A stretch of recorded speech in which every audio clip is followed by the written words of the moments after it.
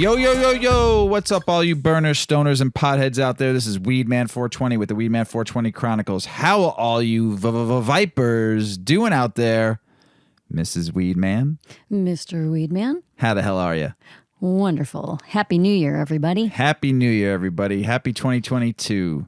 It's going to be a great year. It I is. hope, for everybody out there in the world of weed. We had a great weekend, though. We did. We had a cannabis-filled weekend. That we did. I don't think we weren't high the whole 2 days. We were on our little mini getaway. Maybe in the morning when we woke up. I think we were still high because we smoked and ate edibles all the way until we went to bed. Yes, we did. We cooked with cannabis. We smoked cannabis. We ate edibles.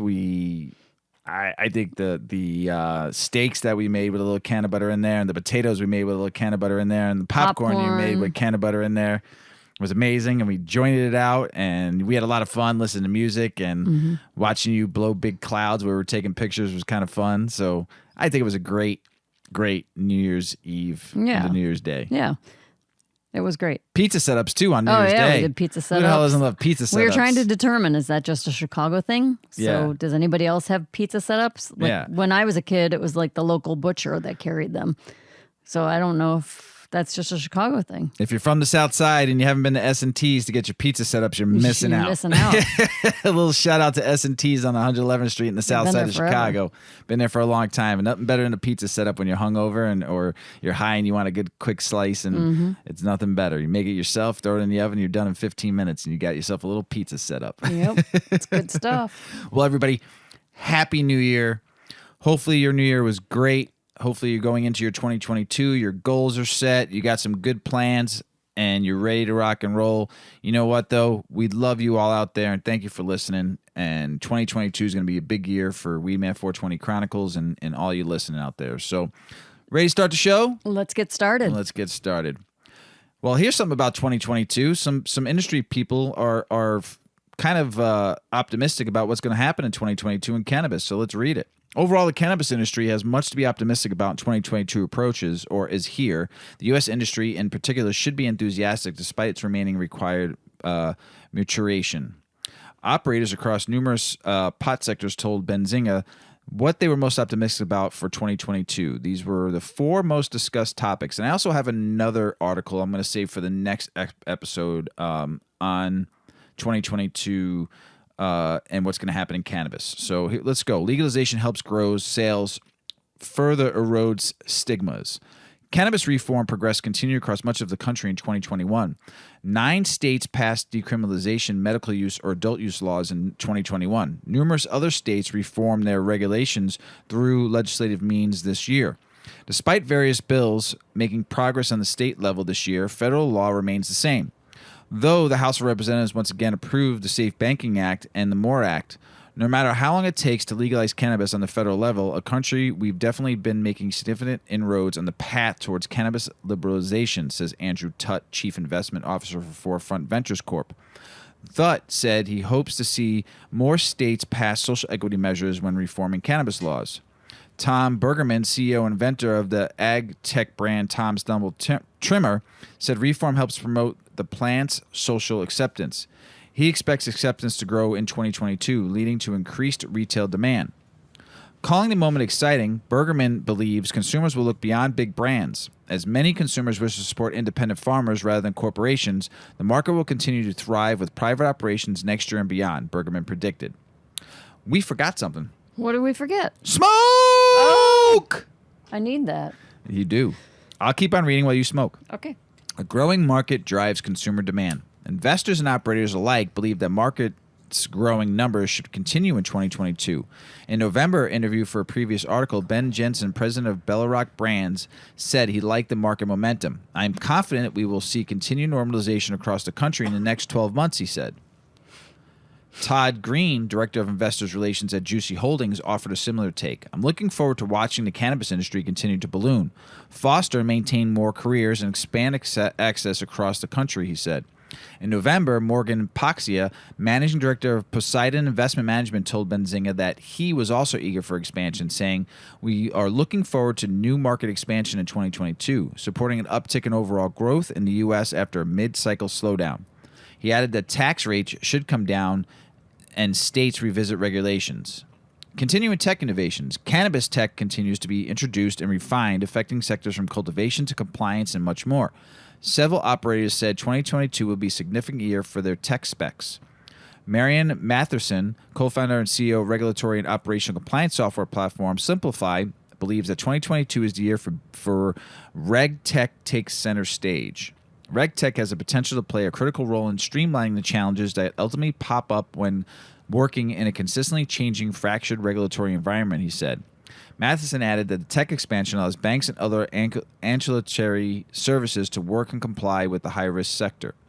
Brett Stevens, CEO of LED grow light company Foch, said that an increased focus on sustainability means more states could take up legalization to eliminate high-pressure sodium lights. As an emerging industry, we must set standards and try to create better products that are more sustainable, Stevens said. In 2021, Foch saw its revenues grow by a reported 510%. It also partnered with Belushi Farms to fit its Rogue Valley site with LED grow lights. Production shifts towards full-spectrum solventless. This is a big thing in California right now. Solventless, and I know some other states are coming up with this, and some other growers and cultivators are trying to do solventless full spectrum. So sources say that product development continued brands compete to enhance consumer experiences and meet shifting market demands. Lo Friesen, founder and CEO of Seattle-based extraction Beyond Halo, noted that consumers are becoming more educated about THC content and whole plant experiences. The uptick in education leads to reported shift in production process. Still, market education remains. Cannabis dispensaries and consumers continue to fixate on THC content as a measure of potency, a practice that yields subpar experiences and limits the potential effects that can be obtained by consumers, he said. Christine Schallenberger, VP of Marketing for Michigan-based brand Flourish, is thrilled to see fast-acting edibles and other products growing in popularity. As more states legalize and more new consumers enter the market, product offerings for fast-acting products will continue to exponentially grow, she predicted. Schallenberger said she believes further reform will increase the interest in premium craft products made from live resin, full-spectrum, and solventless extracts. That's some 2022 predictions there. So we know some people have cancer or had cancer or passed away from cancer in our life, right, Mrs. Weedman? We do. What is the medical community taking notice about?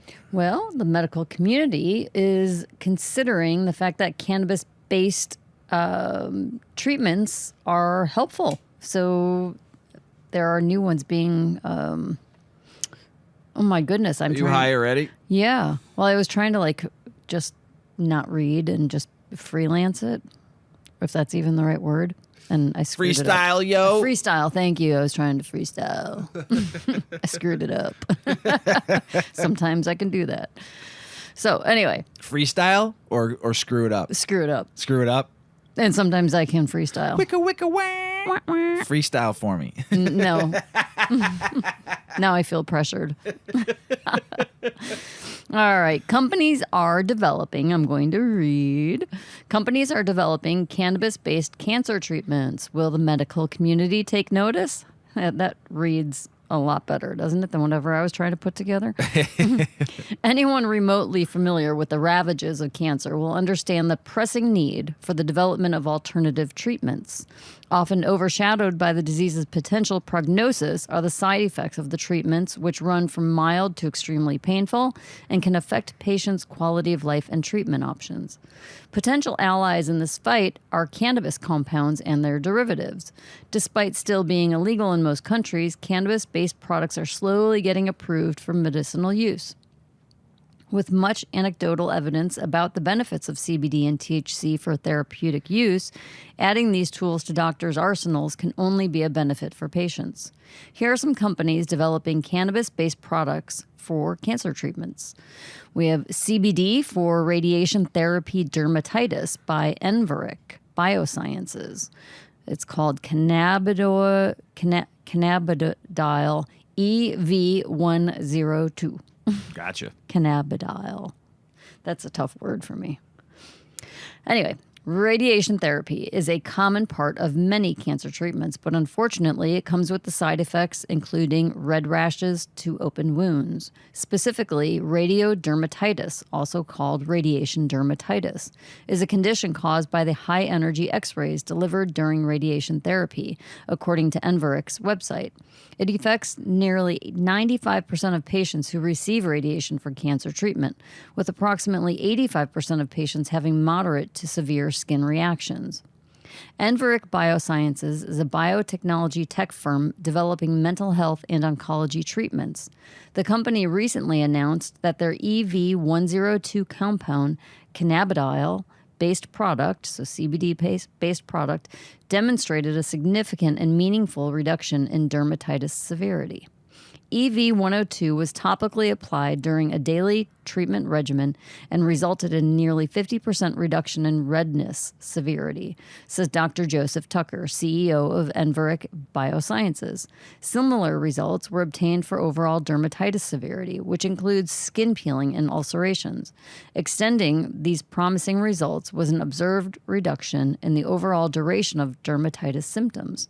The company expects results from the preclinical study to support the efforts to move EV102 to a phase 1 clinical study targeted to begin in the second half of 2022. That's good to hear. Yeah. It doesn't require much effort to imagine the relief this could give patients suffering from painful post-radiation irritation. If human outcomes can match these promising results, then patients will have a much-needed tool at their disposal. Then we have Cannabinoids for Brain Tumors by Sativex, GW Pharmaceuticals, or Jazz Pharmaceuticals. According to GW Pharmaceuticals, they have successfully developed the world's first prescription medicine derived from cannabis from the cannabis plant called Sativex in Europe, a formulated cannabis extract that contains the principal cannabinoids delta-9 tetrahydrocannabinol and cannabidiol, as well as other minor cannabinoids and terpenes, which is now approved in numerous countries outside of the U.S. for the treatment of spasticity due to multiple sclerosis. As reported in The Guardian, Sativex is now being tested by cancer research groups and the National Health Service in England to see whether this cannabis mouth spray can be an effective treatment for a severe form of brain tumor. Glioblastoma. How many times did you practice that word? Which one? Glioblastoma. That one came easy. Nice. How about that? Glioblastoma is a common and aggressive kind of brain tumor with high recurrence and low survival rates, and doctors are desperate to find treatment help. In this trial, doctors will give Sativex to patients along with chemotherapy and compare results to those receiving a placebo. Based on preclinical data, researchers are hopeful the cannabinoid drug may kill glioblastoma tumor cells. I know why they got to give a placebo, but I'd hate to be that person. I know, right? Getting the placebo. But there is a lot of mind over matter. Yes, there is. There really is. And if you think that you're taking a medication, it's been proven that I know, but I just hate to be that person thinking. And but that's good, though, because your mind is very powerful and it can do great things. Yeah. So you can it's talk not going to yourself. heal you. No, but you could talk yourself out of being sick enough to where I've done that. But I just hate to be the one being on the placebo when I want the real thing. All right. And our third medication is a THC product for chemotherapy-induced nausea and vomiting. It is called Syndros by Benuvia Therapeutics. Chemotherapy is an unfortunate reality of many cancer patients' experiences. Yet despite chemo being an effective treatment option for many people, the side effects can be debilitating. According to this report, an estimated 80% of patients with cancer will experience chemotherapy-induced nausea and vomiting.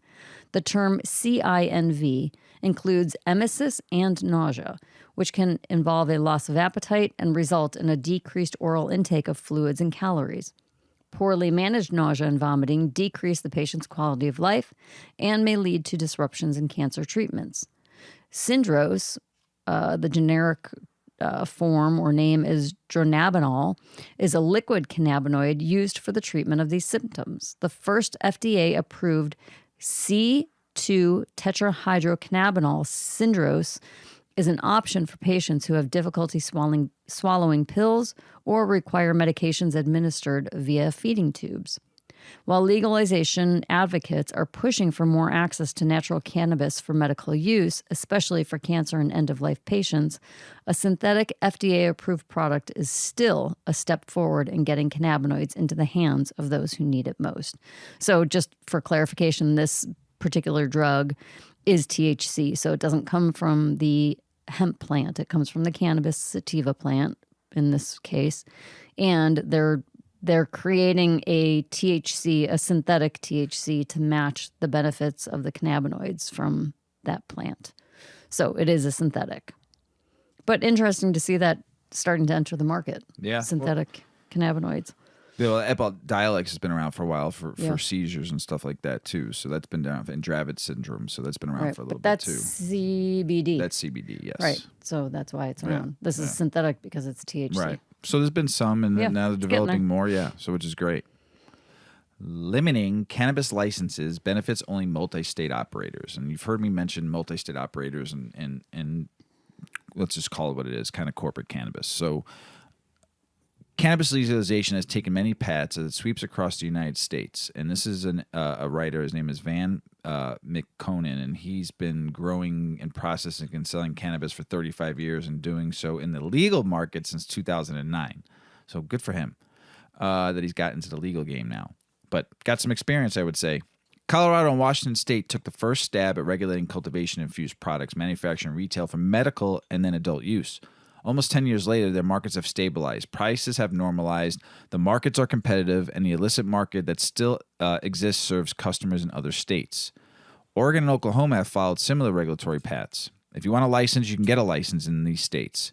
Everybody can grow if they want to, and giving your neighbor a mason jar full of weed in the fall becomes the new normal. The licensed businesses make a good living, the quality is generally high, and consumers have a plethora of choices. Much of the country has access to legal cannabis. So why is it the unregulated market still dominant? Limited licensing. Let's look at other states that chose the limited privilege license model. Illinois, Florida, New York, Ohio, New Jersey, Nevada, and several other states have followed this path. The initial application process defines the market and the players. The result has been, in quotes, big weed and the birth of the multi-state operator, or MSOs.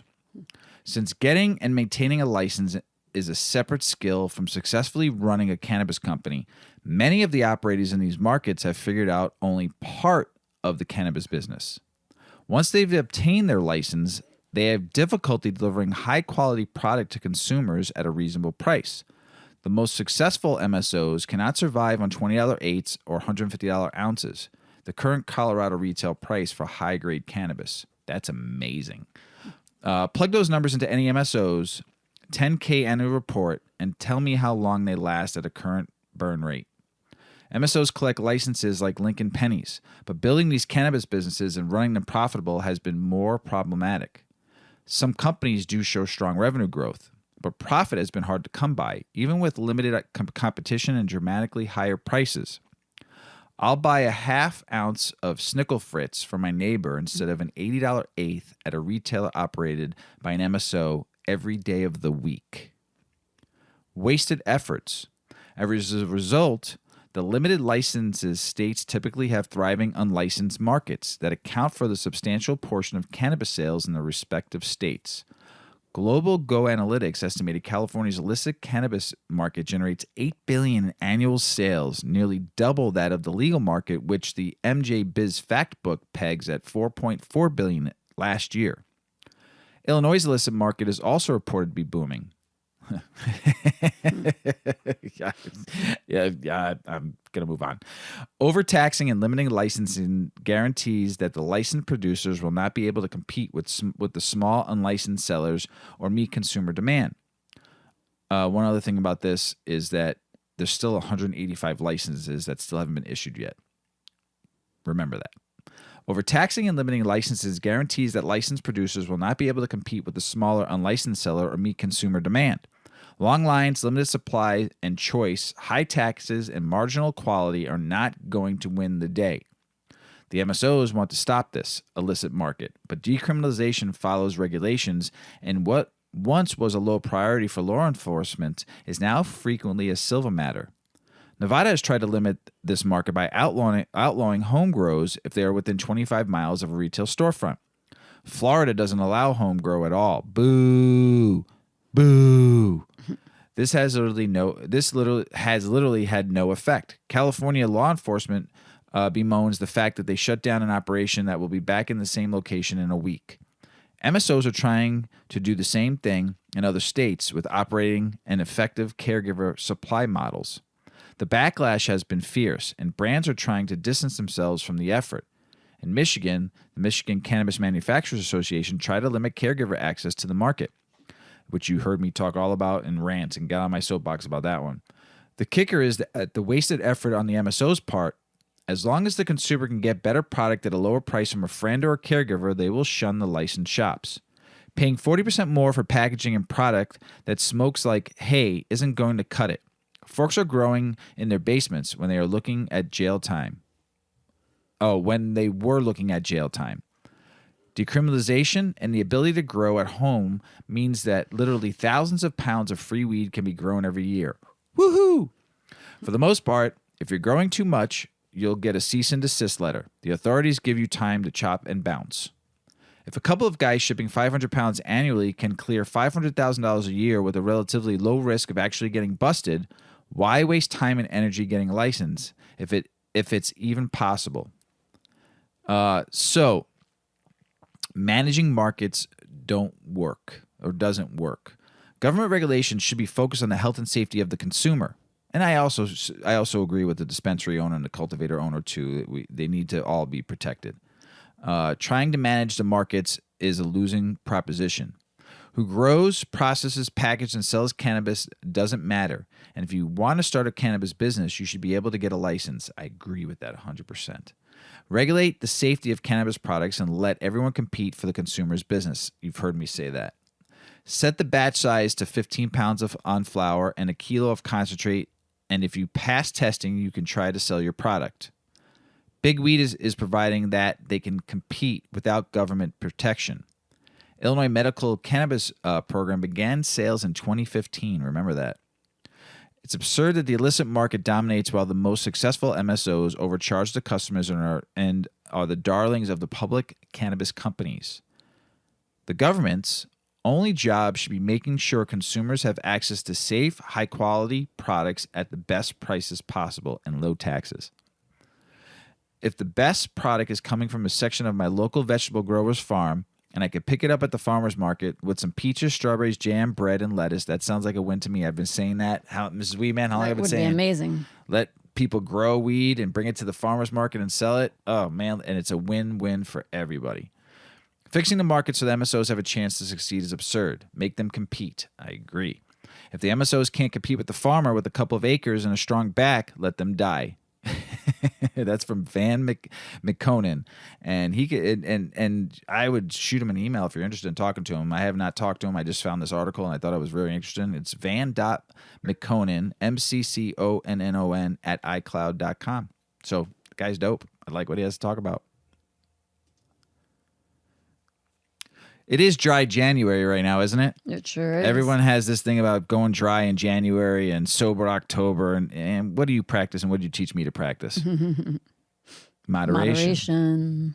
So why do you need to dry yourself out? But there's reasons why you should trade alcohol for cannabis. Yeah. This is man. You got 6 of them for us, right? I got 6 of them. Yep. Tell us about it. People of all ages, but especially those in younger generations, are drinking less and smoking more. Cannabis, that is. According to the annual Monitoring the Future survey, sponsored by the National Institute on Drug Abuse, at the National Institute of Health, 44% of college students reported using cannabis in 2020, with 56% reporting alcohol use. So that's 2020. In 2015, only 38% of college students admitted to using cannabis. And in 2019, 62% reported drinking. So that drinking amount has gone down. That's good. No one can claim to know the reasons for this phenomenon, but there are some benefits to switching from alcohol to cannabis that are worth considering. Whether you're looking to lose the beer belly or cut down on sugar, cannabis has been a welcome alternative for people looking to cut out some of the unwanted side effects of alcohol use. Here are 6 reasons people might choose to trade their wine glasses for joints. 1, to lose weight. Cannabis provides a pathway to get a nice buzz without all of the unwanted calories. However, just using cannabis is certainly not a fast track to losing weight. If you want to try to lose weight, obviously you want to add in some things like exercise and healthy eating. There are strains out there that are appetite suppressants. So you have to look for those strains. There's some strains that'll make you tear into a bag of fucking Doritos. I think every strain does that to me. Mr. Weedman has such self-control.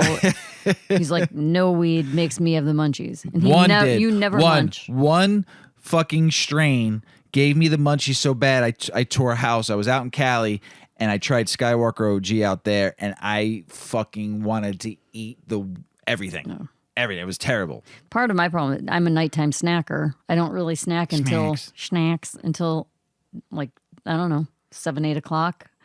And then when I smoke, it's like, oh, now I really want to snack. Because it's like that. You always have a midnight snack before we go up to bed after the smoke. I have so many snacks at night. It's awful. It's awful. All right, back on track. Number 2. Better sleep. Cannabis has been known to help promote sleep and can get someone back to their normal sleep schedule if they get thrown off due to work or other circumstances. Many medical cannabis doctors recommend it for insomniacs just for that reason. 3, more choices. Cannabis products come in all shapes and sizes and can be eaten, sipped, and smoked. There are even highly effective cannabis tinctures on the market that you can place under your tongue, drops. And you can even use cannabis creams to target sore muscles. 4, long-term risk. Both alcohol and cannabis can be addictive. Cannabis addiction can be dangerous. Okay. But the latest research has shown very few harmful side effects associated with cannabis use, leading some health experts to concede that, generally speaking, there are fewer risks involved with consuming cannabis than there are with alcohol. You would have to consume between 238, this is a big range, and 1,113, 238 to 1,113, because, that's not a huge range. That's a big range. You'd have to consume somewhere in that range of joints in one day to absorb a fatal dose of THC. 5, no hangovers, no problems. One of the biggest pros for cutting out alcohol and making the switch to cannabis is saying goodbye to brutal hangovers. We've all had one. Cannabis use can lead to some after effects like drowsiness, brain fog, headaches. Sometimes you wake up and you might still be high if you consume too late. But these effects do tend to be less severe than a hangover. I will take a waking up still cloudy, brain foggy high any day over a alcohol hangover. Miserable headache, any day. Body feel like shit. Because within an hour or two, you're going to feel fine. You're just going to drink a bunch of water and eat something, and the cannabis brain fogginess will go away. But alcohol, a bad hangover is a bad hangover. They don't go away. 6, the effects. Cannabis products can alter mood and even cause hallucinations, but it generally isn't linked to violent situations like domestic violence or bar fights. Cannabis tends to relax people and can even be used to help treat anxiety. While it can cause panic attacks when used in excess, these episodes typically do not lead to outbursts of violence, though there are exceptions. I've never seen somebody get wild. Just stoned. I'm not talking about stoned and drunk. I'm just somebody who's baked, somebody who's been smoking out, want to get into a fight. No. I've worked in the bar industry for a very long time, and when someone's about to fight when they've been drinking. You know it. Oh my gosh. And you just the writing is on the wall. Oh, huge. And argumentative and just plain old becoming an asshole. Mm-hmm. When people are drunk. I've lived it. Served many in my 23 years, and there's always one. You know that one person's going to be, you just know. Right. Oh, well, it's not going to happen with weed. No, not at all. Yeah. So should you replace alcohol with cannabis? Well, cannabis can help people feel calmer, less anxious, less stressed, but many long-term effects have yet to be studied scientifically. Overall, if you're looking to cut out some of the negative side effects of alcohol by making the switch to cannabis, that could be the right choice. Proceed with caution and explore other options as well. Here's one thing. Yeah. And this is true. I've never had to babysit a stoner. burner or pothead. No. Never. In all my years of smoking weed and all my years being around burners, stoners, and potheads, I've never, no matter how stoned that person was, I never had to babysit that person. Why? Because that person will just go sit at the bar or go sit on the couch and just be chill for 2-3 hours. I did have to babysit one person. It was like the few times that she has actually physically smoked rather than taking a really low dose edible, she does get sick. She's one of those people that gets sick. So we were at a function. That's different though. It was just a very weird thing. I was like, ooh. I looked over at her like, hey, she had a bad what's wrong with reaction. you? Probably somebody that I think I know you're talking about. Yeah. Somebody that was never Doesn't really a really ever never smoke, really yeah. partake at all. Right. Maybe once a year, and probably smoked something that was really strong and. Yeah. Right. It really, honestly, it didn't even make sense that it happened. But and that's different. That's different. I'm talking about like you're hanging out with your friends, and all of a sudden, how many times did you have to babysit your friends and drive them home, get them in the door, get them in a taxi, pay the taxi driver, pay their bar tab, stop them from getting into a fight versus cannabis? Right. It just doesn't happen. Doesn't happen. Never had to babysit a stoner burner pothead in all my years. Never. So, Montana on Saturday, January 1st, started their recreational selling of cannabis. Yay, and Montana. Missoulians, which is in Missoula, Montana, lined up. Missoulians. Even on the 31st, they were like going into the first that night. They were waiting online to be the first to get some weed. That's and fun. Yeah, so good for Montana. They were probably standing in a bunch of snow. They've been waiting for a while for this, and it would all. And I've read about what was going on prior episodes about the laws that need to be changed and all that stuff until they wanted to get it set ready for January 1st, and they did recreational. Recreational, Well, because they've been medical, I think, since like 2000 and something. I can't, like 2005 or 6 or some shit like that. So I can't remember off the top of my head. Sorry, everybody, about that. But Missoulians, Montana, all of you, congrats. Recreational cannabis. Stay at home and grow in the cold, that's for sure. Cannabis decriminalization reduces arrests and racial disparities in law enforcement study finds. Another study has found that decriminalizing cannabis not only significantly decreases arrests for possession overall, but that also reduces racial disparities in any remaining arrests. So this was researchers at the University of California, San Diego, and they examined FBI uniform crime reports. Data from 37 states from 2000 to 2019 to determine the impact of decriminalization policies, and it's working. So that's awesome. So the study was really good, really well done. They have a bunch of facts and numbers on it. You can find it if you want to read more about it on Marijuana Moment, who I love. Great website. It's marijuanamoment.net, and you can go into marijuana decriminalization. And read that article. It was really good. Where is cannabis the cheapest and most expensive in the U.S.? Connecticut has a $9.75 gram to Virginia, which is not fully rec yet, but med is probably $18.60. So, I mean, let's give you the range from lowest to highest was as follows. Connecticut was $9.75 per gram, the whole flower taking 3.5 gram format. So remember that. Florida is $11.97. New York is $13.70. Ohio is $13.83. Maryland is $13.89. Jersey, $14.95. Pennsylvania, $15.62. And Virginia, $18.60. So that's, they talk about basically why Connecticut is priced so low. The state has 391 stores, which is the highest among the medical states. Wow, that's a lot. Middle of the road, New York, Ohio, Maryland are the same price range between $13.70 and $13.90. In this article, they noted similar prices in Maryland and Ohio, although the MD markets is more developed with more sales, stores, and SKUs. I think Ohio only has like 58 dispensaries, so Maryland has more for that small little state. That's crazy. Jersey and Pennsylvania estimates that Jersey's medical sales is $375 million to an annualized basis, while Headset estimates Pennsylvania's $1.18 billion per annum. Damn, that's crazy. Illinois and Massachusetts are the highest prices across recreational states. Taxes, ladies and gentlemen. Lots and lots of taxes. So between the other states, the Virginia medical market is in the early stages. That's why it's so high. Not a lot of dispensaries, not a lot of flower being produced yet. And Nevada is a more segmented market. In Nevada, they surveyed some stores, and the average price is $11.26 to $12.40. And because if it's a segmented market, they can, in terms of price range at the retail stores. So that's some prices going on in some of the states. Going back to Indiana, read two more articles on that state, and this is one that I read on the last episode. This is one I'm going to read now. Indiana cannabis legalization and regulatory bills pre-filed for 2022 session. Indiana lawmakers will have their pick of cannabis reform bills to take up during the 2022 session, with newly pre-filed legislation covering everything from legalization possession to initial steps for setting up the regulatory infrastructure for a cannabis market. The governor did support that part, the regulatory infrastructure. He said it'd be great to have that all set up so when it does go federally legal, the implementation for the state is already there. He would definitely get behind it if it goes federally legal. So some good stuff. I read a bunch on the last episode too about Indiana, and we'll see what happens.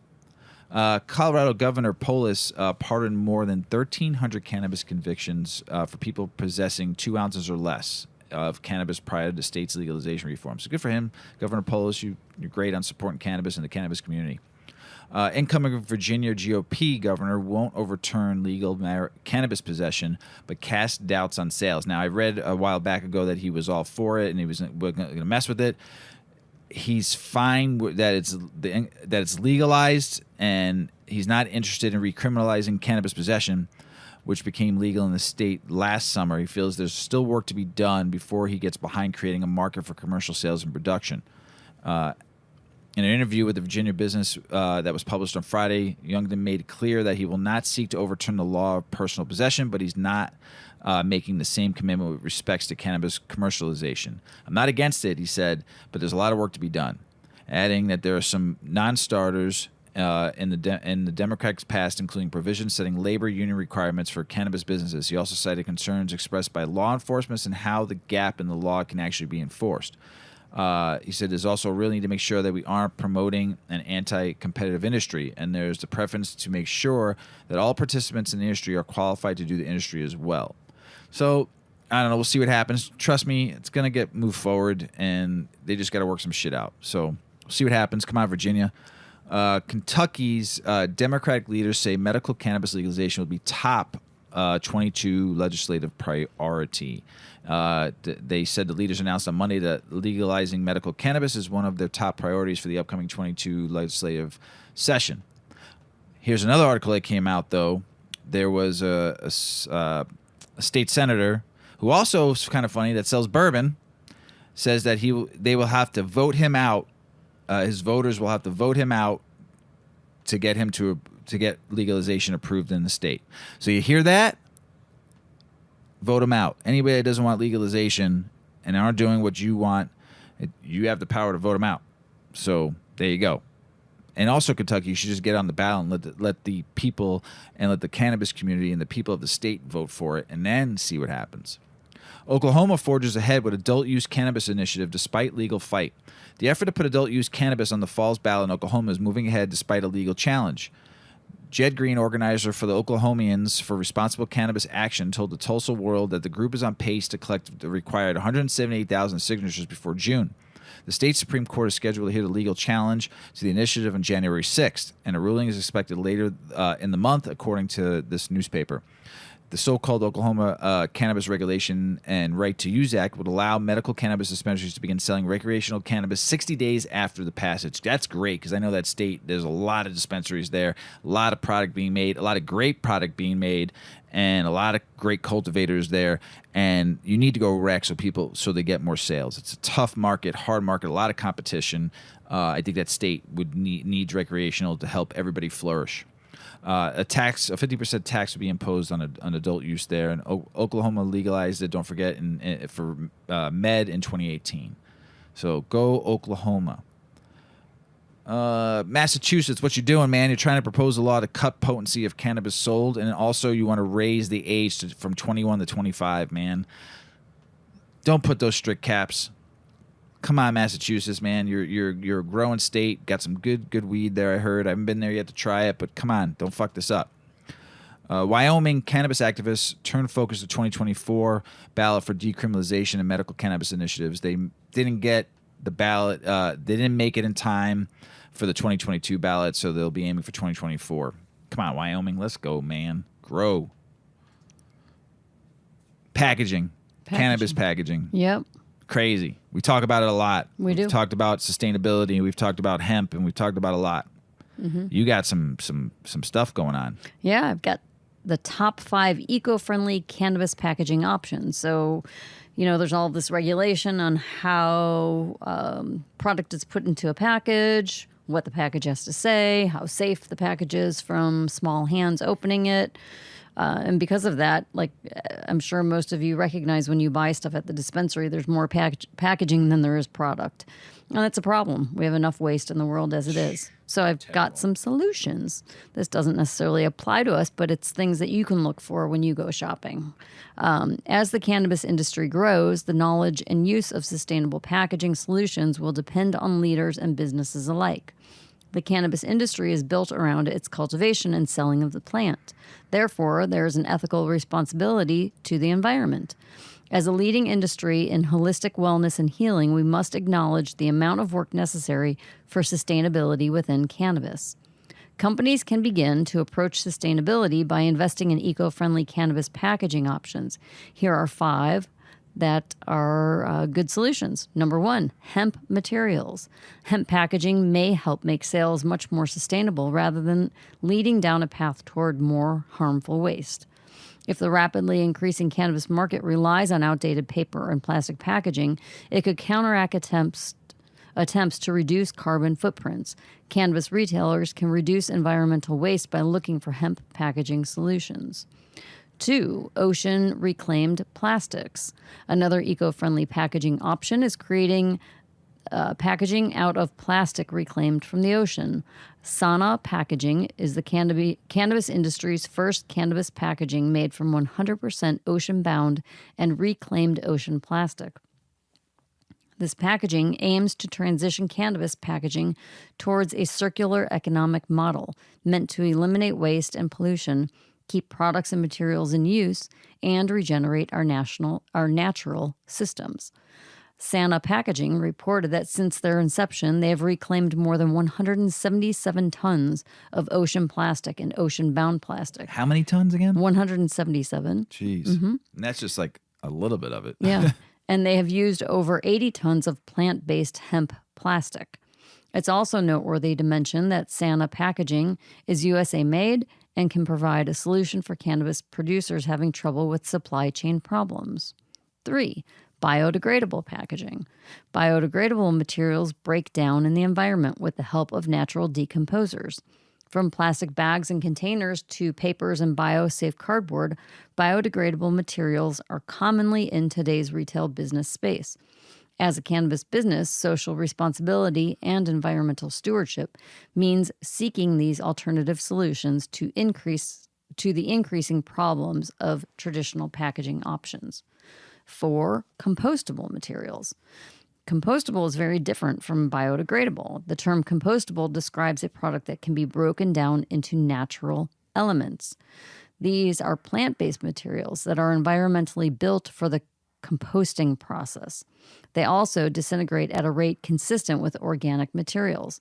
Compostable materials are simply organic materials that break down. Think about like food scraps versus the biodegradable plastic bag that still takes maybe 10 years. It will eventually break down, but it's going to take a long time. Compostable is organic in nature, so it's going to break down quickly.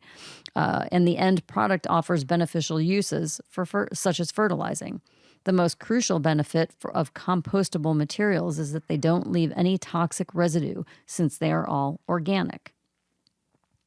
5, glass packaging. Glass is a decent material option for cannabis packaging with properties that enhance the product and help preserve quality.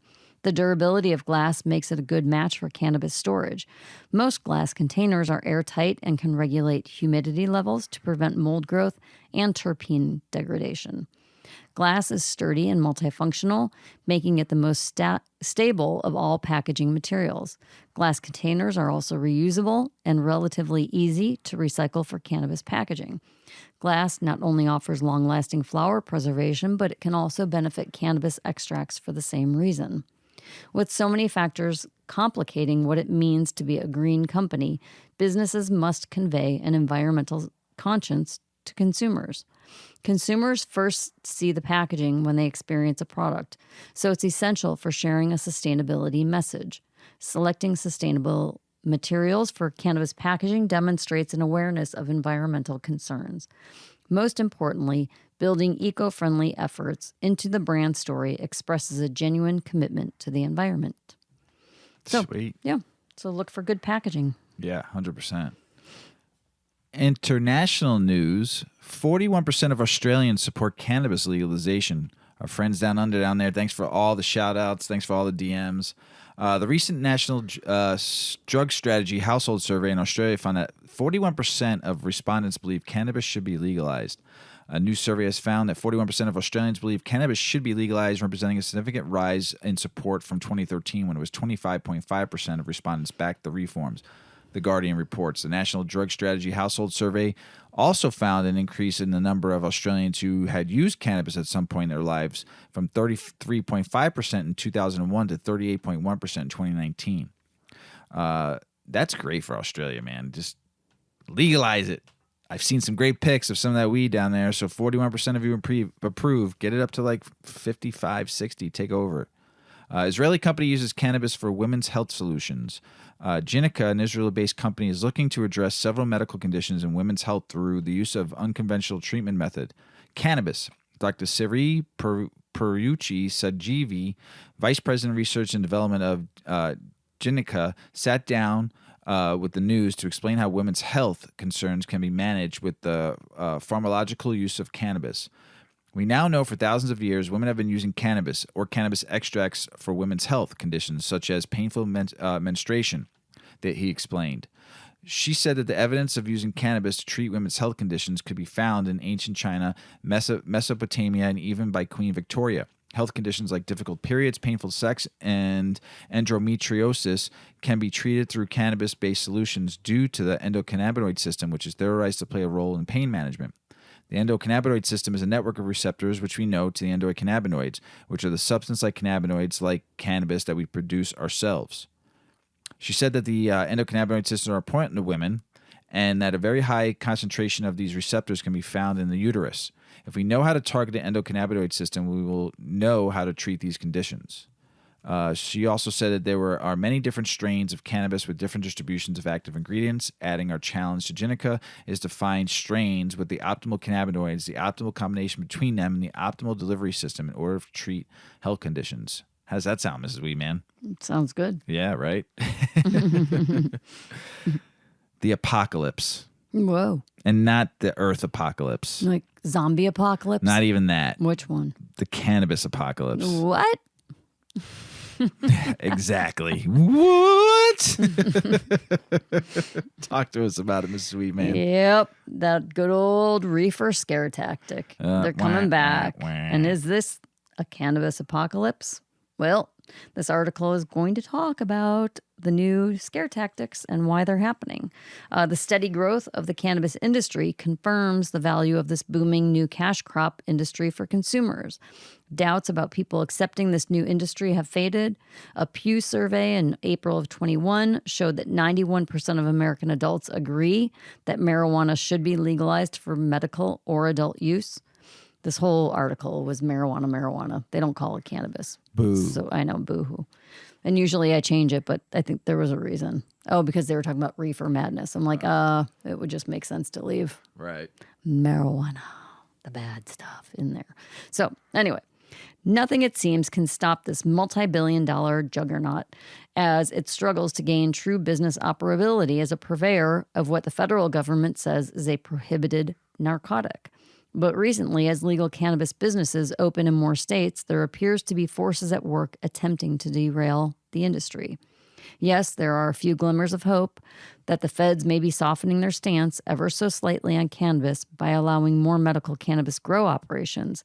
And yes, bills in Congress about legalizing or clarifying certain aspects of cannabis have gotten some traction.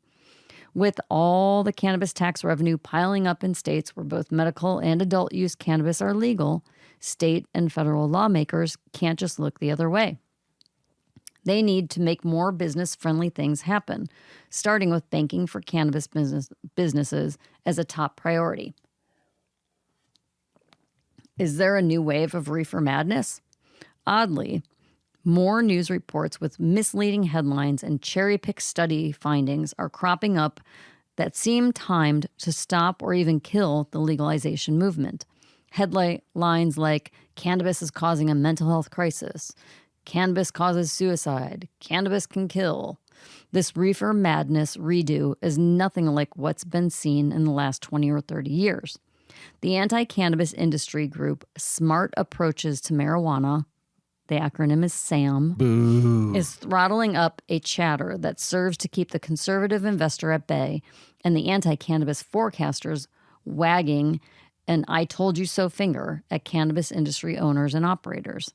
SAM claims to have had over 4,000 media mentions in 2020 alone, including top outlets such as the New York Times, CNN, Chicago Tribune, USA Today, Associated Press, New York Post, Denver Post, Fox News, NBC News, Politico, blah, blah, blah.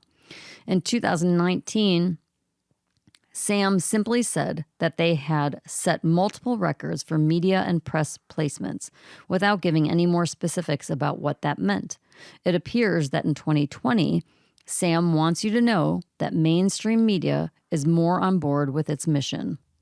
SAM Media mentions in CNN Health they have stepped up their anti-marijuana reporting with a steady drumbeat of scary headlines over the past year, while there are more cannabis legalization efforts in Congress. One CNN Health report cited a study showing smoking cannabis may expose the consumer to the same type of toxic chemicals found in tobacco smoke. That's been proven wrong. Another said that according to a study by the American Medical Association, cannabis use may be linked to an increase in suicide. But read farther into the study, and there is a sort of disclaimer. Future research is needed to examine this increase in suicidality and to determine whether it's due to cannabis use or overlapping risk factors. How come it helps with PTSD? No, but I know, like they're saying, like the title is that it's going to increase suicide, but then in their own article they write that there's no research that's really determined that. Shit. It's just headlines because some people don't read past that. Another read, "Cannabis can cause schizophrenia." Dig deeper into that study and you will find, however, it is unclear whether cannabis disproportionately increases the risk of specific types of psychotic experiences and whether genetic predisposition influences the relationship between cannabis use and the psychotic experiences. Yet another cited a study that found consuming cannabis can cause a heart attack. But beyond the headline, the study actually reported that its effects on other cardiovascular outcomes remain incompletely characterized. So it's like they make a statement and then they remove their statement. Fake propaganda bullshit. Then one about cannabis inducing vomiting happening in 19 chronic cannabis consumers in Australia in 2004. The whole Australia, 19 people. Okay. With a similar finding documented in 8 cases, in the U.S. in 2010. But researchers in those cases are not sure what it is about cannabis that's causing the vomiting, saying it's not entirely clear who is predisposed to getting it, said Dr. Sam Wong in the CNN report. Wong's research also found that the duration, frequency, route, or potency of cannabis products that led to a greater risk for developing this illness, called vomiting, has not yet been determined. Again, then they went on to report that vaping marijuana has doubled in the last 7 years, linking marijuana to the evils of vaping, which is a real health crisis and another talking point of the anti-cannabis crowd. So, why are these reports appearing on such a worldwide media enterprise like CNN that cherry picks information from some science journals or lab researchers' white papers without giving the whole story? Could it be timed to affect public perception as legalization actions have picked up in this last year? Let's take a look. There was a flurry of work in Congress in 2021, especially in September and October, when CNN anti-marijuana reports appeared to have ramped up on legalizing or otherwise aiding the growth of the legal cannabis industry. On September 24th, the House of Representatives advanced the Secure and Fair Enforcement Act, the SAFE Act of 2021. which allows state-licensed marijuana-related businesses to engage freely in relationships with banks and other financial institutions, marking the 5th time the House has advanced the legislation in recent years. It was offered as an amendment to the $740 billion National Defense Authorization Act for the fiscal year of 2022, which passed the House and was sent to Senate on October 18th. A bill to legalize cannabis that stalled last year in the House was discussed and advanced on September 30th in the House Judiciary Committee, with a spirited discussion on the pros and cons that generally appeared to favor advancing the bill. That far-ranging bill, the Marijuana Opportunity Reinvestment and Expungement, or the MORE Act, of 2021 made history when the highest-ranking senator, Senate Majority Leader Chuck Schumer, released a discussion draft in July. The MORE Act repeals the long-standing federal prohibition of marijuana by removing it from the Controlled Substance Act, ending the existing state and federal conflict in cannabis policies, and providing state governments with greater authority to regulate marijuana-related activities, including retail sales. Of all the cannabis-related bills in Congress, this bill likely has anti-legalization proponents on high alert. Never before has public support from every corner of the political spectrum been so aligned to demand that Congress take action to end the shameful experiment with marijuana prohibition, said the NORML political director, Justin Streakle. SAM's president and CEO, Kevin Sabet, appeared on CNN with Aaron Burnett the day that Schumer introduced the MORE Act discussion draft, shamelessly promoting his anti-marijuana book and saying there's a good reason why scientific community is pretty united in opposing this bill. On October 6th, Senator Elizabeth Warren and Cory Booker, two longtime proponents of marijuana legalization and sponsors or co-sponsors of multiple pro-cannabis bills, wrote a letter to new Attorney General Merrick Garland urging the Department of Justice to initiate the process to decriminalize cannabis. Garland is seen as the final gatekeeper in allowing legalization.